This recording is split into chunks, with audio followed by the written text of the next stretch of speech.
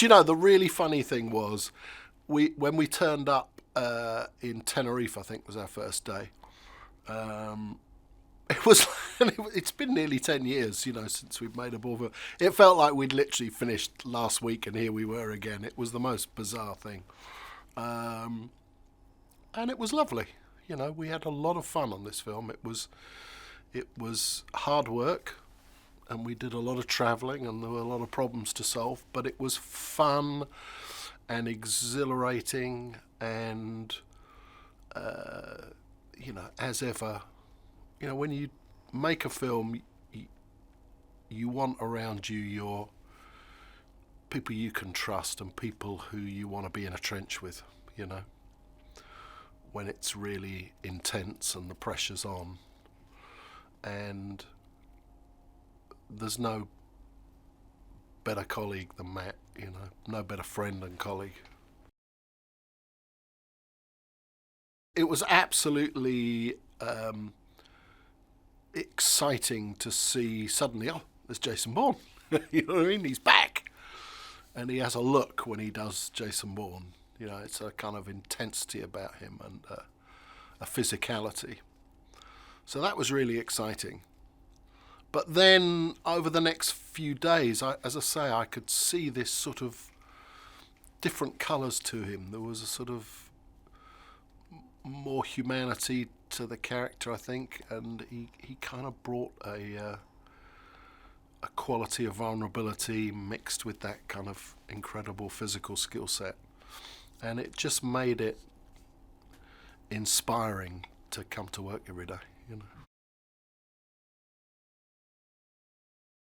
It's a very special franchise to me, obviously. And I think it's very well loved because it is, in those sort of mainstream movies, he's a slightly different character. He's a unique character. Jason Bourne isn't a superhero. He doesn't wear a cape and a mask. He's not one of those kind of guys. He's just an ordinary man, And I think when people watch Jason Bourne, they can imagine how they might react in those situations, in those circumstances. And when you see him thinking his way through and coming up with a plan and executing his plan, that's incredibly exciting. But I think it's not just that, it's the vulnerability of the character, the humanity of the character, and the fact that he's in many ways lost and lonely and vulnerable and on his own and an outsider, but yet he lives by his own moral code in a fallen world, And I think that combination makes him an incredibly a much loved character. People really relate. Everyone can relate to that character. Someone who rejects the system, but yet has loyalty in his heart. That's the point. It's not that he rejects the system and wants to break it down. He's really the most loyal, patriotic character born. He just views the world as fallen, and his destiny is always to have to try and find ways to put it right as best he can. That's great. He's trapped in guilt and remorse, and he can't go forward with his life, and yet he doesn't want to go backwards. And so he's condemned to sort of act out this brutality and this pain, and one day he sees, out of the corner of his eye, Nicky Parsons. And obviously Nicky Parsons and he have a bond. They are both runaways, they're both outlaws. And in our imagining, they have seen each other from time to time over the last 10 or 12 years. They must have a code, if they're really in trouble, they can find each other. But the fact that she's come means there's got to be something significant. It's not like they meet every week or something, something's obviously wrong. And they arrange to meet in Syntagma Square in the centre of Athens. And there she tells him that she's hacked the agency. So she's kind of gone on a different road. She's become much more sort of politically active. Her view is you can't just sit there and, live out your life on the run. You got to turn and fight the enemy.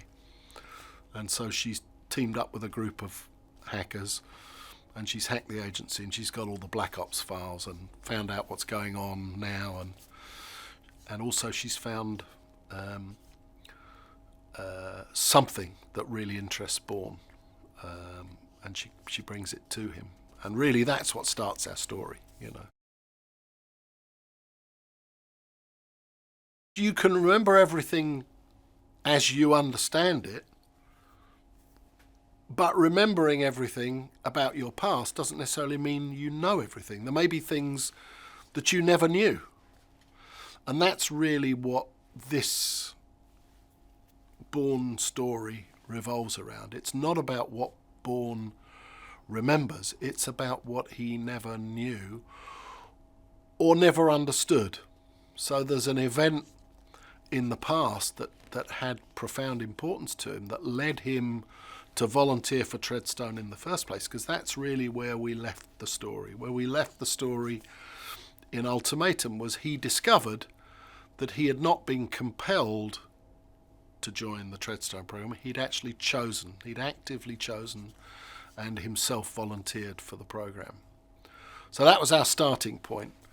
And what he learns in this film is that the circumstances which led him to volunteer were not as he thought they were.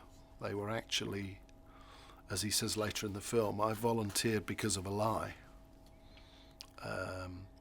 So he discovers that which he believed that he remembered was not the truth. There's a truth that was hidden from him, and that's what he discovers in this film.